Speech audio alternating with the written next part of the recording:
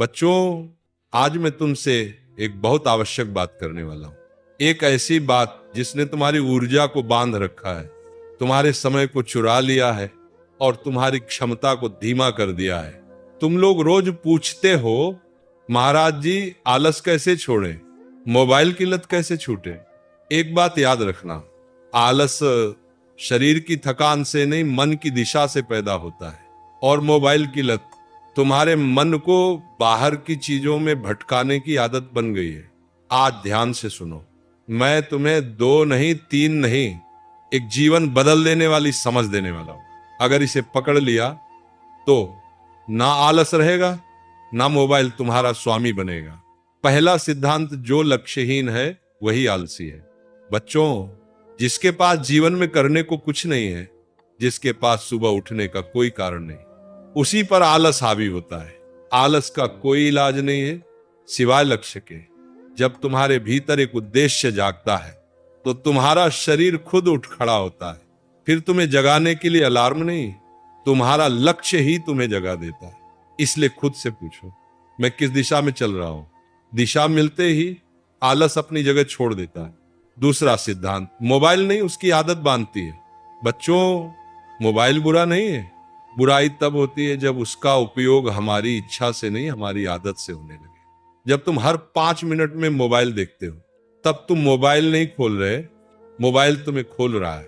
तुम्हारी ऊर्जा, तुम्हारा समय, तुम्हारी एकाग्रता सब धीरे धीरे खत्म हो जाते हैं। इससे बचने का सरल उपाय है, मोबाइल को काम के लिए उपयोग करो और समय के लिए नियम बनाओ। एक छोटा सा नियम, दिन में कुछ समय ऐसा रखो जब मोबाइल तुमसे दूर हो और तुम अपने मन के साथ हो।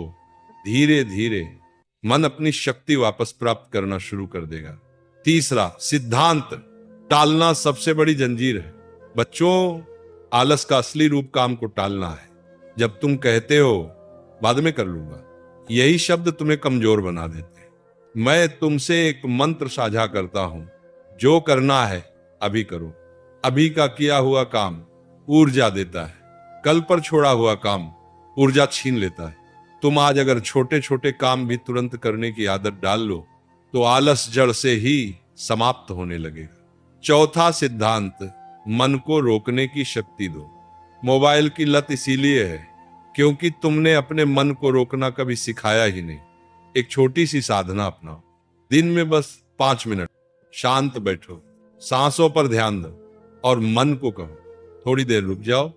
ये साधना मन में स्थिरता लाती है।